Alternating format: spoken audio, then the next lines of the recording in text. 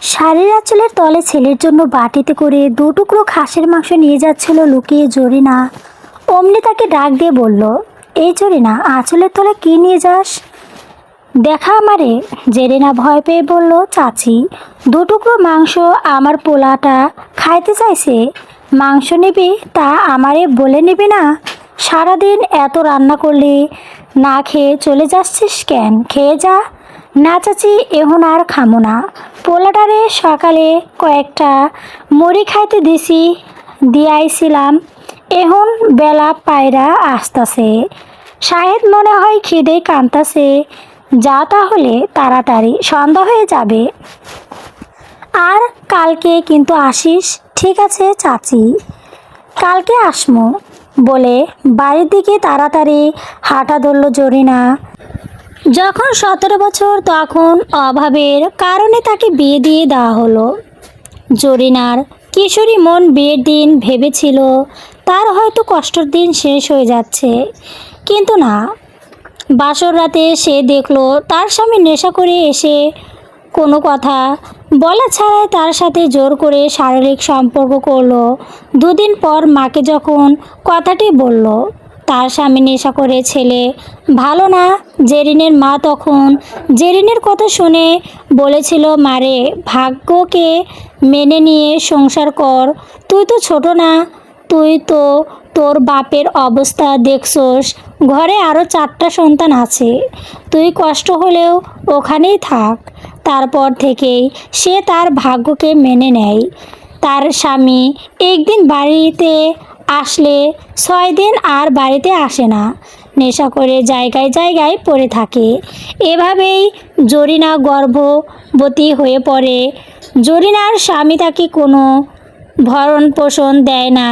জরিনা তার বুদ্ধি শ্বশুর শাশুড়ির সাথেই খেত। 10 মাস পর জরিনা একটা ফুটফুটে ছেলে জন্ম দেয়, নাম রাখে শাহেদ। জরিনার স্বামী অনেক দিন ধরে নিখোঁজ, তার কোনো খোঁজ নেই। জরিনাও তার কথা আর মনে পড়ে না। জরিনা বাড়িতে এসে দেখে শাহেদ বই হাতে নিয়ে ভাঙ্গা চোরা জানালার কাছে পড়তাছে। জরিনাকে শাহেদ দেখতে পেয়েই তাড়াতাড়ি বই বন্ধ করে তার সামনে এসে বলল, আম্মা, আজকে এত দেরি করলা? এই সকালে কয়টা মুড়ি খাইছিলাম। জরিনা হাসি মুখে তার সামনে 2 টুকরো খাসির মাংস আর একটু পোলাও রাখলো। শাহেদ খুশি হয়ে জরিনাকে জড়িয়ে ধরে বলল, আম্মা, এত ভালো খাবার আমার জন্য আনছো আম্মা? বাজান, তোর জন্য আনছি, খা এখন। দুপুরে তো কিছু খাস নাই। শাহেদ তাড়াতাড়ি করে মাটিতে বসেই খেতে শুরু করলো। মনে হচ্ছে সে পৃথিবীর সব থেকে সুস্বাদু খাবার খাচ্ছে। জরিনা শাহেদের পাশে বসেই শাহেদের খাওয়া দেখছে। একটা পোলাও দানা মাটিতে পড়ে গেল, সেটি আবার তুলে খাচ্ছে। ছেলের খাওয়া দেখে তার সারাদিনের পরিশ্রম যেন সার্থক হলো। শাহেদ এবার ক্লাস ফোরে পড়ে, খুব ভালো ছাত্র সে। শাহেদকে নিয়ে জরিনার অনেক স্বপ্ন। শাহেদকে বড় অফিসার বানাবে, শাহেদকে বিমান দিয়ে ঘোরাবে। জরিনার শ্বশুর শাশুড়িও 1 বছর আগে মারা গেছে, তার স্বামীও 5 বছর ধরে নিখোঁজ। জরিনা এটা লম্বা শ্বাস ফেলে ভিটার সামনে বাঁশঝাড়ের দিকে তাকিয়ে রইল। গ্রামের এই কাঁচা রাস্তায় ধুলো আর চারপাশের নীরবতা যেন তার জীবনের নিত্যদিনের সঙ্গী। গ্রামের মহব্বতের বাড়িতে আজকের সারাদিনের ধকলটা কেমন জানি। 3টে বড় ডোকরে প্রায় 100 মানুষের রান্নার আয়োজন করছি। বড় বড় হাঁড়ি ঠেলতে ঠেলতে জেরিনার 2 হাতের কাঁধ যেন অবশ হয়ে আছে, কিন্তু সেই কষ্টের কথা তার মনেই থাকে না যখন সে দেখে শাহেদ এক মনে থালা পরিষ্কার করে খাচ্ছে। শাহেদের কাজ শেষ হলে জরিনা আঁচল দিয়ে ছেলের মুখটা মুছে দিল। শাহেদ তার ছোট ছোট হাত দুটো দিয়ে মায়ের হাতে চেপে ধরে বলল, আম্মা, আমি বড় হইয়া তোমারে আর মানুষের বাড়িতে কাম করতে দিব না। আমি যখন অনেক বড় হইমু তখন তোমারই সুন্দর একটা লাল শাড়ি কিনা দিমু। জরিনার চোখ এক ফোঁটা জল এসে জমল, কিন্তু সে চট করে তা আঁচলে মুছল না। মুচকি হেসে বলল, আহ বাজান, তুই আগে মন দিয়ে পড়ালেখা কর। বড় সাহেব হেইটাই আমারে অনেক। শাহেদ আবার তার বইটা হাতে নেয়। বইয়ের পাতাগুলো ছিঁড়ে গেছে অনেক জায়গায়, কষ্ট টপ দিয়ে জোরে লাগানো। গ্রামের প্রাইমারি স্কুলের শিক্ষক লতিফ স্যার একদিন জরিনাকে ডেকে বলেছিলেন, জরিনা, শাহেদের মাথায় ভালো বুদ্ধি আছে, ওরে কষ্ট কইরা পড়ালেখাটা বন্ধ কইরো না। এই ছেলেই একদিন তোর সব কষ্ট দূর করবে। লতিফ স্যারের সে কথাটা জেরিনা বুকের ভেতরে আগলে রেখে দিয়েছে। সেই আশাতেই সে সকাল থেকে রাত পর্যন্ত গৃহবাড়ির থালি বাসন মাজা, ধান ভানা, মানুষের উঠানে ঝাড় দেওয়া। সন্ধ্যা নেমে আসে, চারপাশ অন্ধকার হয়ে আসে। ঘরে কূপের তেলও শেষ নেই, সামান্য একটু কেরোসিন আছে, তা দিয়ে বড় ঝড়ো ঘণ্টাখানেক আলো জ্বলবে। জরিনা চটপট রান্নাবাড়ির কাছে গেল। ঘরের চাল সামান্য আছে, কাল সকালে কী ফোটাবে তা নিয়ে চিন্তা শেষ নেই। কিন্তু আজকের দিনটা অন্তত শাহেদের পেটে ভরা খাবার জুটছে, তাই জরিনার বুক ভরা তৃপ্ত। শাহেদ কুপির সামান্য আলোতেই শুরু করে পড়ছে, আমাদের ছোট নদী চলে বাঁকে বাঁকে। তার সেই ছোট কণ্ঠে পড়া শোনার সময় জেরিনা চুলার পাশে বসে আমা হয়ে যায়। মনে পড়ল সেই কঠিন দিনগুলোর কথা, যখন শ্বশুর শাশুড়ি বেঁচে ছিল, তখন অন্তত ঘরে দুটো কথা বলার লোক ছিল। বড় মানুষ দুটো শেষ বয়সে খুব কষ্ট পেয়েছি, ওষুধ তো দূরের কথা, শেষ সময়েও এক ফোঁটা ভালো পথের জেরিনা তুলে দিতে পারেনি। শাশুড়ি মারার আগে জেরিনার হাত দুটো ধরে বলে গিয়েছে, বৌমা, আমার পোলার আশা তুই আর করিস না। সে হয়তো আর বেঁচে নেই, তুই শাহেদের দেখা রাখিস। স্বামীহারা অভাগী কাহিনী এক তরুণী নারীর পক্ষে এই সমাজে টিকে থাকা যে কতটা কঠিন তা জরিনা হার টের পাচ্ছে, কিন্তু সে দমে যায়নি। কাজের তাগিদে যখন মতব্বার বাড়ির গৃহিণী কিংবা গ্রামের অন্য মাতবাররা তাকে নানা কটু কথা শুনিয়েছে, সে চুপচাপ মাথা নিচু করে সহ্য করেছে। তা একটাই লক্ষ্য, ছেলেকে মানুষ করা। রাতে খাওয়া শেষ করে শাহেদ যখন শুয়ে পড়ল, জরিনা তার মাথায় চুল হাত দিয়ে বুলিয়ে দিতে থাকে। বাইরে বাতাসে বাঁশ পাতার খসখস শব্দ হচ্ছে। গ্রামে এই নির্জনতার জরিনা মনে মনে নিজেকে প্রশ্ন করে, এই জীবন কি এভাবেই কেটে যাবে? আবার পরক্ষণে শাহাদের মাসুম মুখের দিকে তাকালো, তার সব প্রশ্নের উত্তর মিলে যায়। শাহেদ ঘুম জড়িয়ে আসা গলায় বলল, আম্মা, কালকে তুই আবার কখন কামে যাইবা? জরিনা মিষ্টি করে হেসে বলল, সকালেই যাইমু বাজান, তুই স্কুলে যাও আগেই তোর লাইগা ভাত বন্ধ রেখে যামু, তুই খেয়ে স্কুলে যাবি। আম্মা, আমার একটা নতুন খাতা লাগবে। লতিফ স্যার কইছে অঙ্ক করার লাগবে নতুন খাতা নিতি। জরিনা ছেলের কপালে হাত রেখে বলল, আচ্ছা, কালকে মাতুব্বর বাড়ি থাইকা কামের টাকা পাইলে তোর খাতা আয়না দিমু, তুই ঘুমা এখন। শাহাদ মায়ের গায়ে ঘেঁষে চোখ দুটো বুজে ফেলল। ঘরে কূপের আলোটা আস্তে আস্তে নিভে আসে।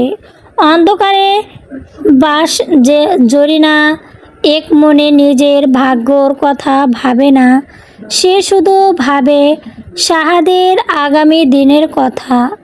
এই ছেলেই তার একমাত্র অন্ধকার রাতের আলো, তার জীবনের একমাত্র বেঁচে থাকার সম্বল।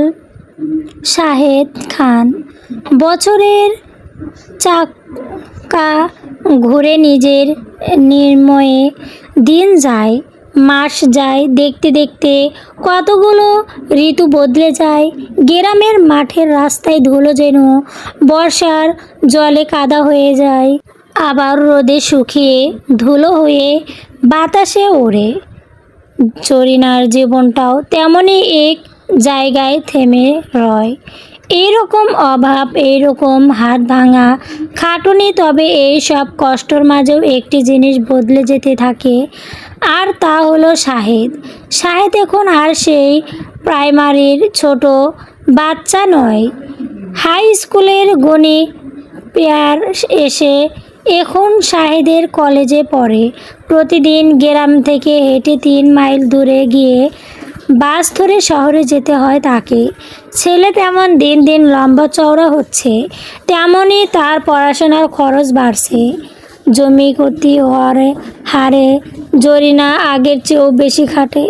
মহাব্বতের বাড়ির কাজের পরও আরও 2টো বাড়িতে ঝাড়ির কাজ নিয়েছে সে।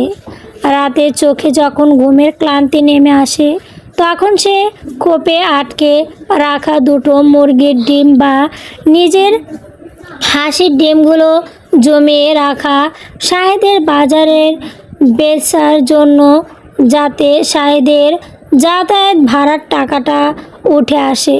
তবে শাহেদ আর আগের মতো নেই। সেই ছোটবেলার মায়ের আঁচল ছেড়ে আঁচল ধরে মিষ্টি মিষ্টি কথা বলতো। মায়ের হাতের আনা খাবারটি বাটি দেখে আনন্দ জড়িয়ে ধরতো। সেই আবেগগুলো এখন কেমন যেন উবে গেছে। কলেজের ছেলেগুলোর সাথে মিশে সে এখন নিজেকে বড়ই লজ্জিত। তার পরানো জামাটা কেমন অন্য ছেলেদের মতো সুন্দর নয়। কেন তার মা অন্যের বাড়িতে থালা বাসন মাজে। সব চিন্তা তার ভেতরে এক অদ্ভুত জেদ আর বিরক্তর জন্ম দেয়। জরিনা যখন রাতে হাত পাদ্য ধর কুকড়ে যায় আঙ্গুল নিয়ে খেতে বসে, শাহেদ তখন পড়াশোনা বাহানায় এক পাশে মুখ ফিরিয়ে বসে থাকে। মা যদি কখনো শখ করে জিজ্ঞাসা করে, বাজান পড়াশোনা কেমন চলছে? স্যাররা কিছু কয়? শাহেদ বিরক্ত মুখে বলে, তুমি বুঝবা না আম্মা, এত পেশাল পাইরো না তো, আমারে পড়তে দাও। জরিনা মন খারাপ করে না। সে ভাবে শাহেদের পড়াশোনা কত কঠিন জিনিস। ছেলেটা সারাদিন মেহনত করছে, মাথার ভেতর কত পড়া, তাই হয়তো মেজাজটা একটু চওড়া। সময় গিয়ে যায়। এলো সেই কাবিক্ষুর দিন। এসএসসি পরীক্ষার ফলাফল প্রকাশ হবে আজ। সকাল থেকেই জরিনার বুকের ভেতর একটা অচেনা টিপ টিপ শব্দ। সে হাত জোড়া আল্লাহর কাছে দোয়া করতে থাকে। দুপুরে এগিয়ে গ্রামের মোড়ের দোকান থেকে শাহেদ বাড়ি ফিরল। তার চোখ মুখ এক ধরনের অদ্ভুত অহংকারী আর গর্বিত ছোঁয়া। লতিফ স্যার নিজের বাড়িতে ছুটে এলেন, আনন্দে আত্মহারা হয়ে বললেন, জরিনা, ও জরিনা, দেখা যা তোর ছেলে কি করেছে। শাহেদ পুরো কলেজে গোল্ডেন A+ পাইছে, আমাদের গ্রামের নাম উজ্জ্বল করেছে রে। কথাটা শোনা মাত্রই জরিনার চোখের কোণে আনন্দর জল গড়িয়ে পড়ল। সে বারান্দায় হাঁটু গেড়ে বসে পড়ল। তার এত বছর না খেয়া মানুষের কটু কথা শোনা, হাড় কেটে মরা, সব যেন মুহূর্তেই সতর্ক হয়ে গেল। জরিনা দেরি করল না। সে অনেক দিন ধরে তিল তিল করে নিজের আঁচলে বেঁধে পর মাটির ব্যাংকে জমিয়ে রাখা চুল টুকরোগুলো বের করলো। তারপর সোজা মাতব্বরের বাড়িতে গিয়ে কিছু টাকা অগ্রিম চাইলো। সব মিলে পুরো 1,000 টাকা জমা করে সে সোজা হোটেলের রশিদের মিষ্টির দোকানে গেল। এক বিশাল খুঁটি জিলাপি আর রসগোল্লার হার নিয়ে জরিনা গ্রামে ফিরল। গ্রামের প্রতিটি মুরব্বি, মাতব্বর বাড়ি, এমনকি লতিফ স্যার বাড়ি গিয়ে নিজের হাতে মিষ্টি খাইয়ে এলো সে। যে হাতে সে অন্যের বাড়ি এত পরিষ্কার করে আজ সে হাত দিয়ে মিষ্টি দিতে গিয়ে তার বুকটা গর্বে ফুটে উঠছিল। বলছিল, আমার শাহেদ গোল্ডেন এ প্লাস পাইছে গো চাচা, দোয়া কইরেন আমার ভাজান যেন অনেক বড় সব হতে পারে। গ্রামের মানুষ প্রশংসা করছিল, কিন্তু শাহেদের মুখে ছিল ভার। সে তখন দেখে তার মা গায়ের ঘাম আর ধুলোবালি মাখা শাড়ি পরে ঘরে ঘরে মিষ্টি দিয়ে বেড়াচ্ছে। তার ভেতরের এক চরম অপমান বোধ জেগে ওঠে। সে মনে মনে ভাবে, মায়ের এই আস্তত্ব আনন্দ কারোর কি আছে? মিষ্টি খাইয়া মানুষকে দেখানোর কি দরকার? রাতে ঘরের কপির সামনে বসে জরিনা মিষ্টির হাড়ি অবশিষ্ট দুটো রসগোল্লা শাহেদের সামনে এনে রাখলো। খা বাজান, মুখটা মিষ্টি কর। আজ আমার যে কি আনন্দ হইতাছে আমি তোরে বইলা বোঝাতে পারবো না। তোর বাপের থাকলে আজ কত খুশি হইতো। শাহেদ চরম দিয়ে রসগোল্লাটা নাড়াচাড়া করতে করতে ঠান্ডা গলায় বলল, এই সমস্যা গোল্ডেন পাইয়া এত লাফালাফি করার কিছু নাই আম্মা, আসল পরীক্ষা তো সামনে।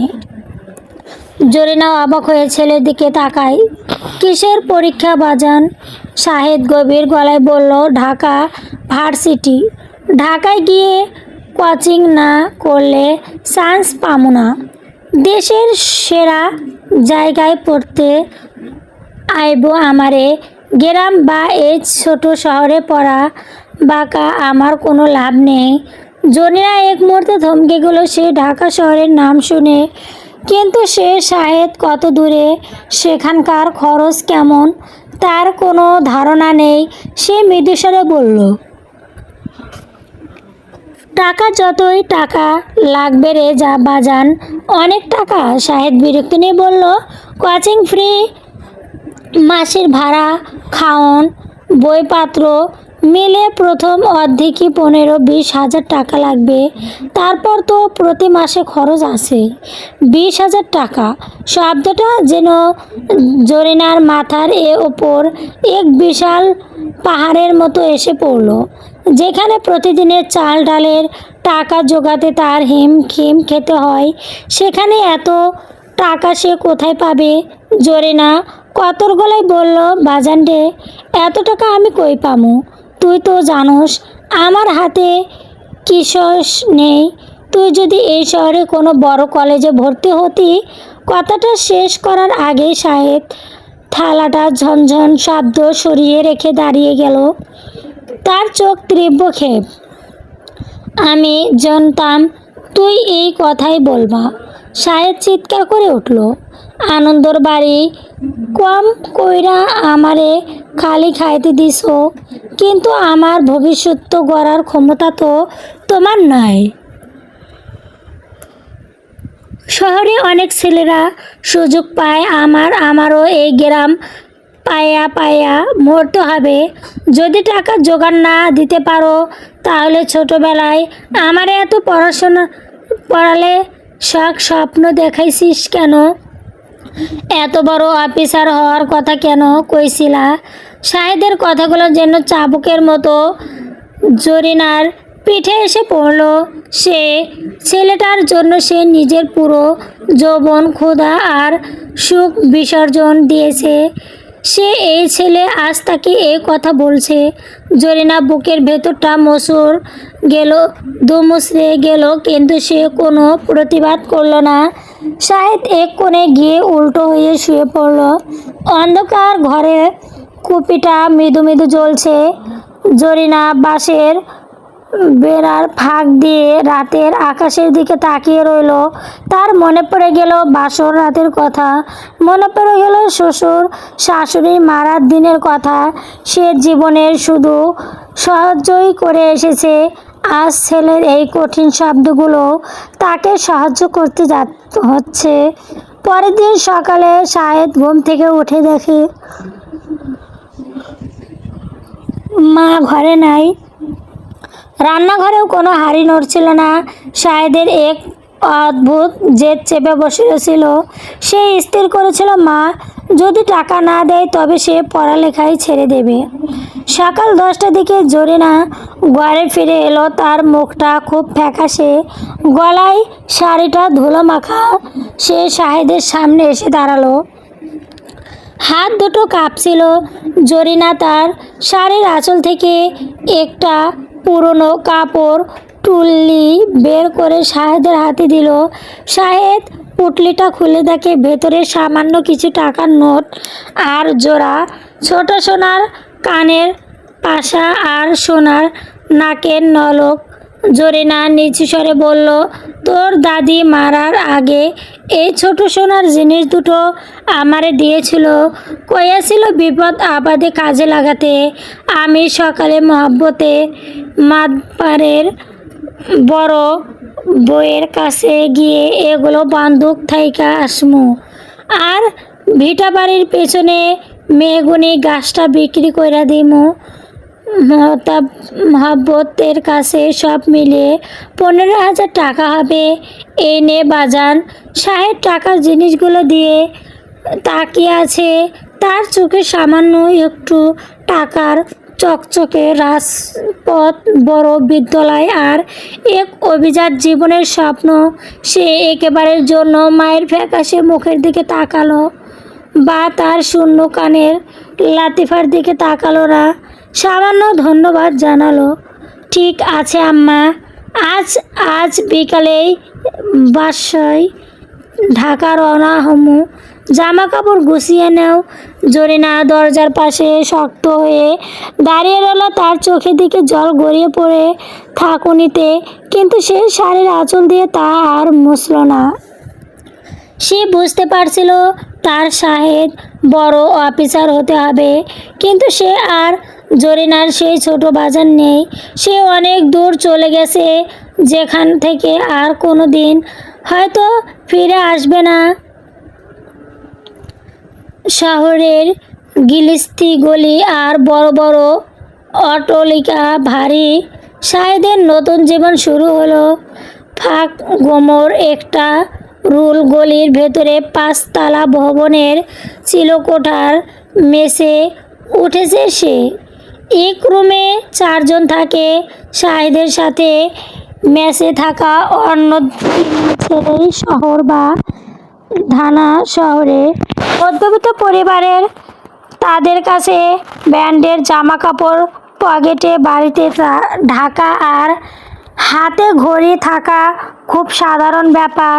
প্রথম প্রথম মেসের টেবিলে যখন সবাই নিজেদের পরিবারে মা বাবার পেশা নিয়ে গল্প করত, শাহেদ চুপচাপ এক পাশে বসে থাকতো।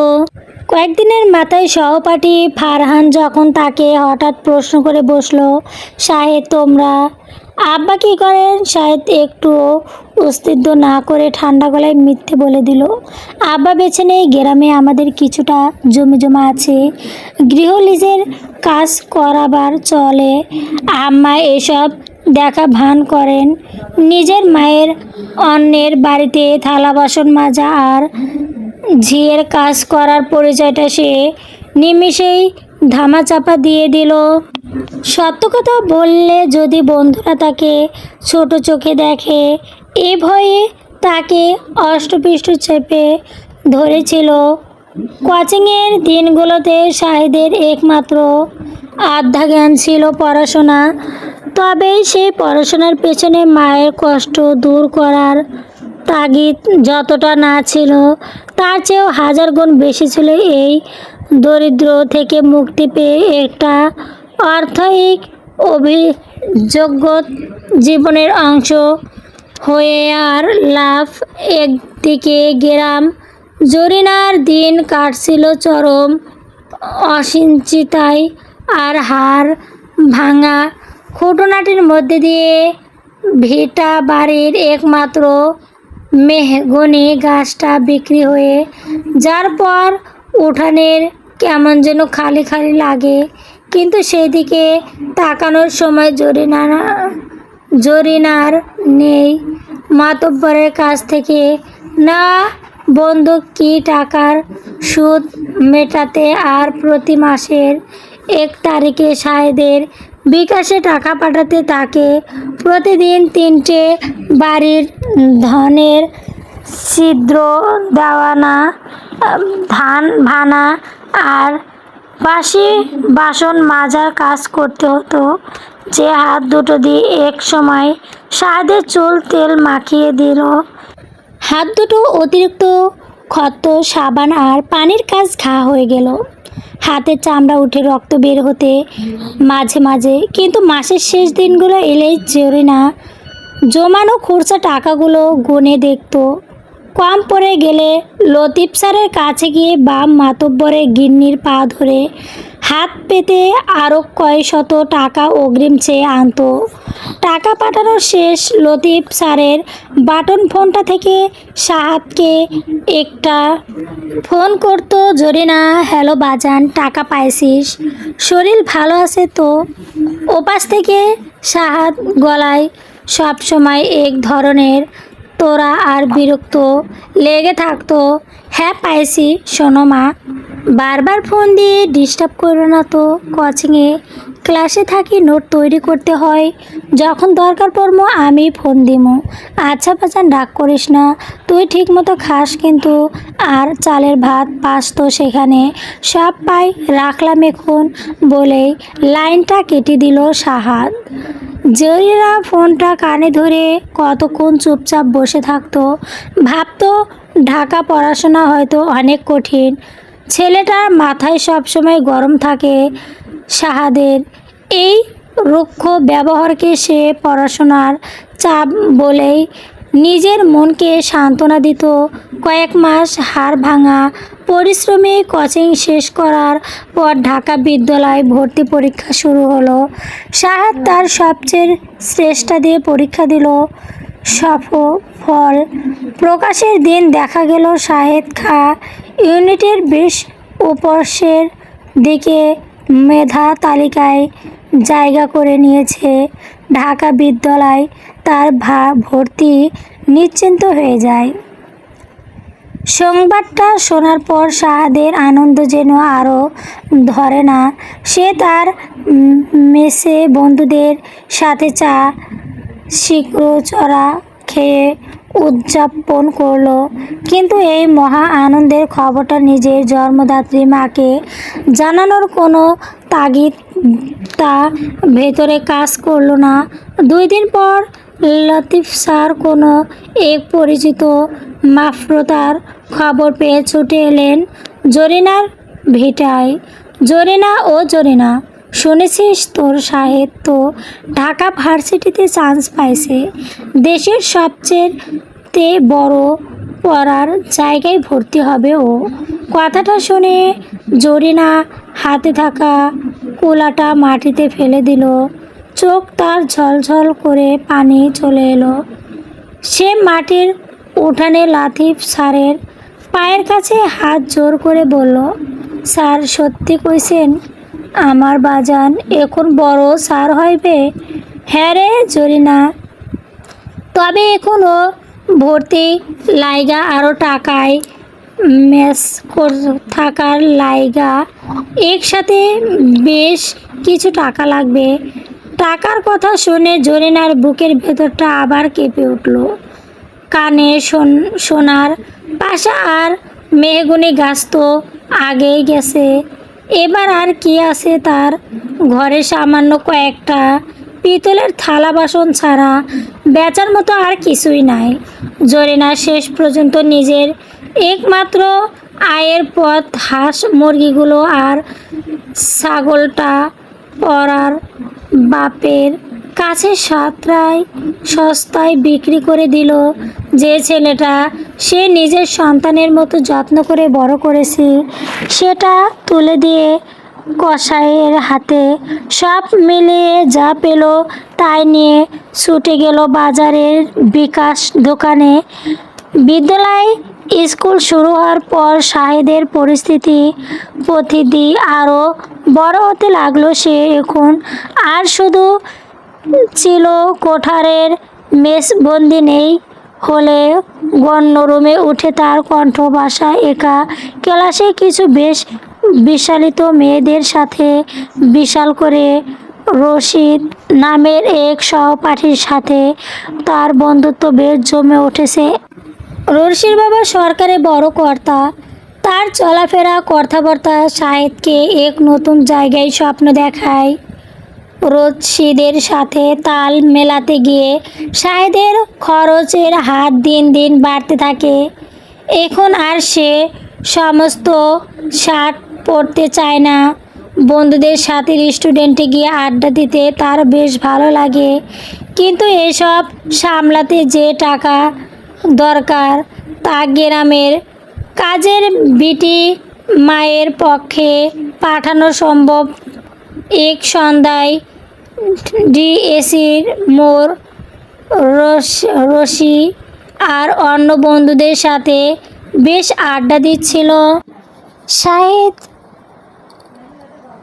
রশি হেসে জিজ্ঞেস করলো, সাহেব, সামনের উইকেন্ডে তো আমরা সবাই শ্রীমন যাচ্ছি, তুমি যাচ্ছ তো আমাদের সাথে? শাহেদ মনে মনে হিসাব করে দেখলো এই ট্যুরে অন্তত 4,000 থেকে 5,000 টাকা লাগবে। তার পকেটে এখন মাত্র 100 টাকা পড়ে আছে।